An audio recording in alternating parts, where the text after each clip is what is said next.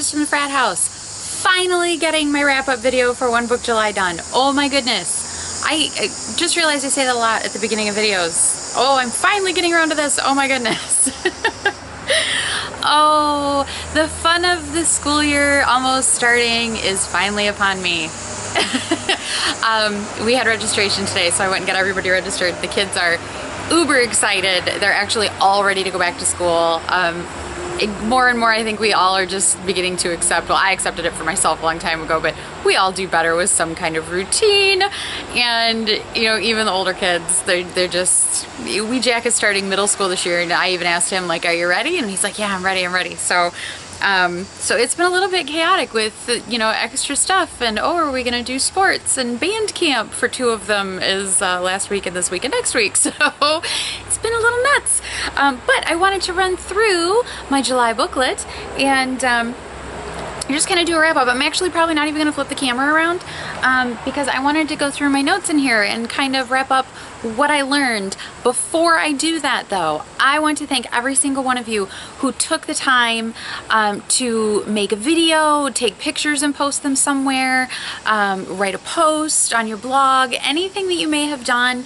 Everybody who participated this year, even if you didn't post anything and you still participated and kind of, you know, played along and did your own thing and watched what everybody else was posting or read what everybody else was posting and commented on pictures.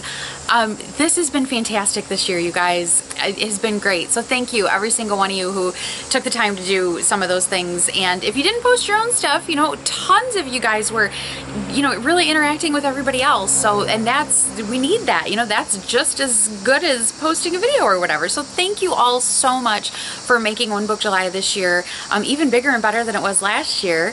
And I hope we do it again next year because that was really fun.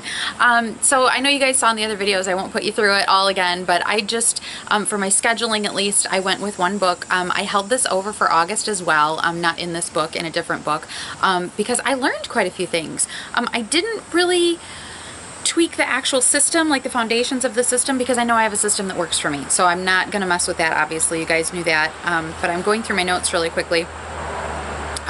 The extended notes section that I put in each week, remember that's what these numbered tabs, that's what the numbered tabs were for, was for me to be able to jump from week to week quickly. And I left 6 blank spreads in between each week, like so, thinking I would use them for notes and doodling and all kinds of stuff. If I needed a bunch of room for a day, I'd have it. I ended up every week not using up 6 full blank spreads because that's a lot of space. However, so I didn't do that for August. What I did do though, let me show you. In my August setup, I just went with another gridded insert, set up a lot like July's was. So I put my yearly chart in the front and then my DIY Fish monthly calendar for August. All of that is exactly the same. The monthly chart is exactly the same. One thing I carried forward from One Book July, well, before I get to that, if you guys saw my monthly review and setup video, you guys saw this already, but like here is, oh, my fingers and my brain are not working together today. I went back to a tip-in for my weekly tasks, ta-da, so that I can see them while I have the daily pages open, and then I went back to a vertical week on 2 pages with times because there's this week. There's a lot going on this week, a lot of overlaps. We haven't really had too many true, like, oh boy, I gotta be here and then 15 minutes later I have to be there. We haven't had a lot of that. So that had to come back. The vertical calendar had to come back.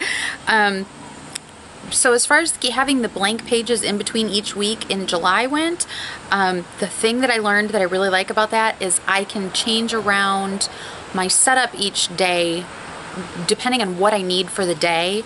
So I'm not wasting space. If I've pre-printed a whole month's worth of, say, day per page or 2 pages per day, I end up not using all of it, so I'm carrying around a lot of paper that's already predated and everything that I'm not using. So when I set these up, I put the monthly or the weekly calendars in. I put the yearly chart in, I put the monthly calendar in, I put the first week of August calendar in, and then, sorry, it's like skeeter heaven back here, and then I left pages blank and I did not put in the following week until I think I put this in maybe last Thursday or Friday. So I could see by the end of last week how much space I would roughly need. Left that much room, figuring if I desperately needed more room, I could always, you know, washi a piece of paper in there, you know, tip it in, or just washi it in at the spine or whatever, or along the top.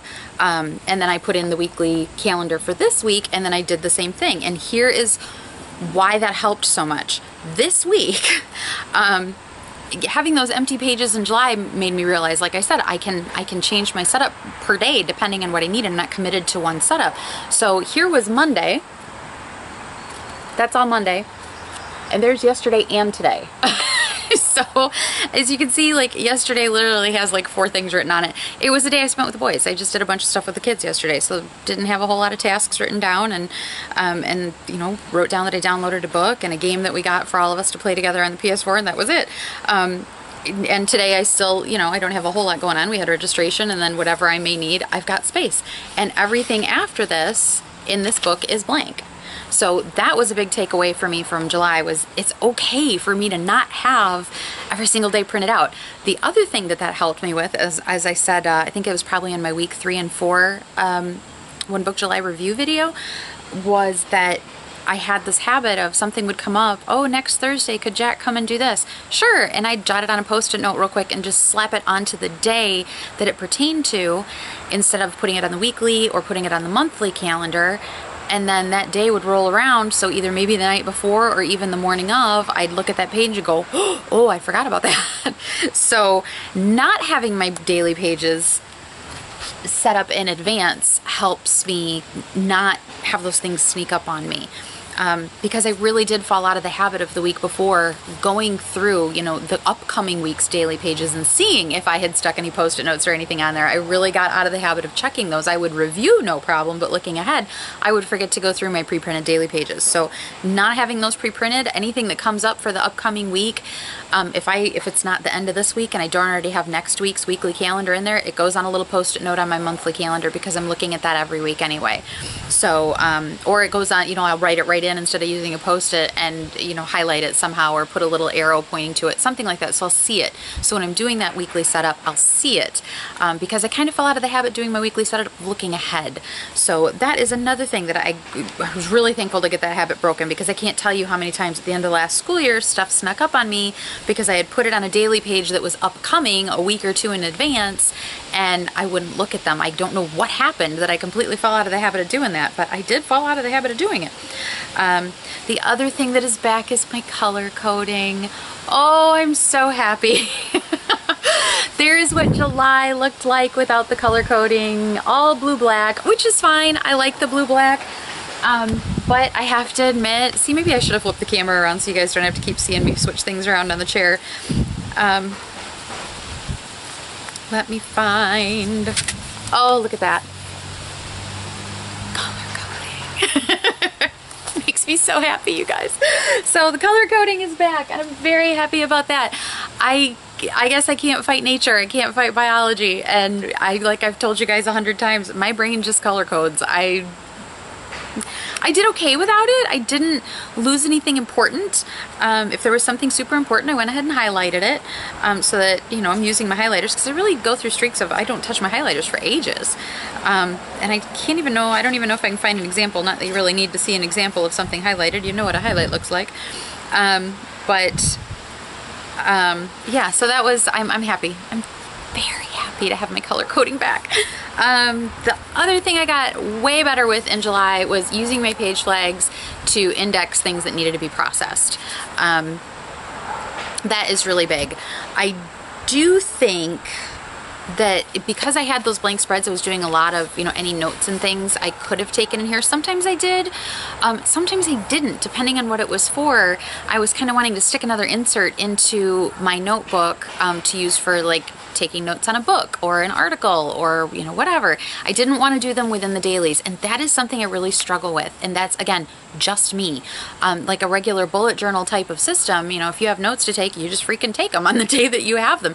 When I get that stuff mixed in with a lot of tasks, during the summer I do all right. So in July I did okay with it. Didn't do a whole ton of note taking. A lot of them that I did were in Evernote anyway.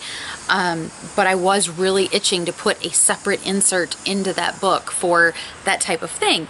And I don't know if that's my brain wanting to compartmentalize things, but I know especially during the school year when it gets super busy, when I start mixing in tasks and appointments, and then say say somebody has a dentist appointment and I'm waiting for an hour and I take a bunch of notes, to have that mixed in, depending on how much work or how many notes it is, I get concerned it's going to get lost. And it bothers me that it's all mixed in with the tasks, because I'm afraid the tasks that don't get done for that day will get lost.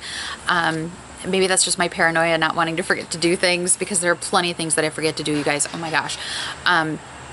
So if I'm going to use that space within the scheduling book, having the page flags reminding me, hey, there's something on here that you either need to move somewhere else, or don't forget, you know, to reschedule that, or anything that needs to have something done with it and processed. That's what the page flags are for, and that's why I left them in there before I archived this book, because I did go over that in that monthly setup and review. So if you're wondering, you know, what the heck is she talking about processing things, go click over and watch that video rather than me rehashing it with you guys now. Save you a little bit of time, because I know I'm babbling. I'm trying to see if there was anything else. I think that is pretty much it, you guys. Yeah, I moved my monthly or my weekly task list back out, you know, so it's a tip in. Everything else I have kept pretty much the same. I do keep popping another notebook in and out of here for, you know, research stuff, notes stuff. And I don't know if I really need it or not. I stick it in here and I don't touch it, and then I'll find myself in the spot where I want, you know, I'm waiting for somebody or something, and or there's a change of plans and I'm waiting longer than I had expected, so I could sit and work and take some notes and write or whatever, and it drives me crazy to do it within the daily pages, within that. So I don't know. I'm not sure what I'm going to do about that yet. I thought about taking one of my pocket-sized and just, you know, that's what I always throw in my bag, like if we're going to a hockey game, or, you know, depending on the school function, I won't take this with me. I'll just take, you know, what I need out of it wallet-wise and throw it all in a pocket notebook with my field notes in it. So I did stick a field note size notebook in the front of this one, because it is a little bit smaller, it's a little bit thinner than the other inserts, and that is just available then for, like right now I've got some of the last of the school supplies we need to get, you know, jotting stuff down like brain dump style, so it doesn't get lost within like the current tasks. I'm not sure. I don't know why I am so hemming and hawing about that, but I really am. So I need to figure that out. When I figure it out, I'll let you guys know what I decide to do. So thank you again to everybody who shared information, and I just think it's fantastic that so many of you were very honest about, okay, I'm enjoying One Book July, but this part of it I can't stand, or this part of it, the one pen, you know, I saw a couple videos, I just have to color code, so I'm not doing one pen. Oh, that's fine. That's perfectly fine. I wanted to see if I could make it for the month. I don't know next year if I'll be color coding or not. I know I will be all year. But for those of you who tried something different, regardless of whether it worked for you or not, you tried something different. And I think my favorite thing was seeing so many people say, oh my goodness, I have this open, you know, I can try one layout one week and one layout the following week, and I realized I don't even need this certain part of my layout that sits there empty anyway, and yet I always put it in. I don't need it. Or I'm copying information, you know, multiple times. I don't need it. You know, people who discovered how streamlined they could make their system, and that it really truly is about the system. It's about the foundation that you have underneath all the pretty. What types of inserts, what types of pens, what types of book you like to carry. it doesn't matter as long as you have a system that works for you, and your system may only work for you, and there's nothing wrong with that. My system may not work for anybody else on the planet. That's why seeing everybody's videos I find is so great, because I always find one little piece of, oh, that would solve that problem for me, or oh, I forgot I had tried that and that worked really well when things got real busy. I should go back to that. It's those little bits and pieces we can all glean from each other's systems. So it's not about, I mean, don't get me wrong, I love the pretty, you guys, like, oh, love the pretty. But you know me, I don't do a whole lot of decorating in my planner. I just haven't been making time to do a whole lot of decorating. You know, that's why I like to keep things in a pretty book. I like to have a pen that I like, because those are my treats, basically. The fundamental system underneath it all is the same for me, regardless of whether I'm using pre-printed inserts or an empty book, you know, a blank notebook or a gridded notebook, or everything's printed out for the next 3 months and I have it all set. It doesn't matter. The way I use it all is still the same.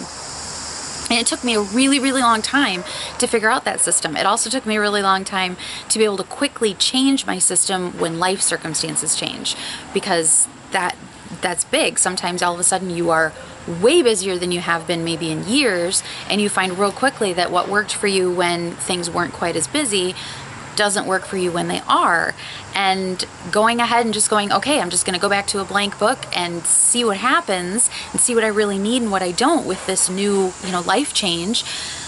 That's fantastic, and that's the advice I always give anybody. So if you've ever felt like you're not sure what you're doing with your planner, or you feel like it's not working, or you know, anything like that, before you worry about what kind of book you have it in, or what kind of inserts you're using, or what kind of stickers or washi, or you know, pen or markers or whatever, before you do any of that, get a blank notebook. You know, if it's somewhat pretty so that you'll use it, okay, get a pretty one, you know. But I always tell people, just get a cheap notebook and use it for at least a week and draw in what you need. And if you draw it in and you don't like it, tear it out and go to the next page and try again, because it's a cheap notebook. It's okay. Just recycle your paper. So that at the essence is what One Book July is about, is finding a system that works for you. So thank you all for being encouraging to one another and sharing all your information and your insights and your likes and your dislikes. It was so, so fun this year, you guys, and I cannot wait to do it again next year. I will talk to you soon, okay? Thank you guys so much.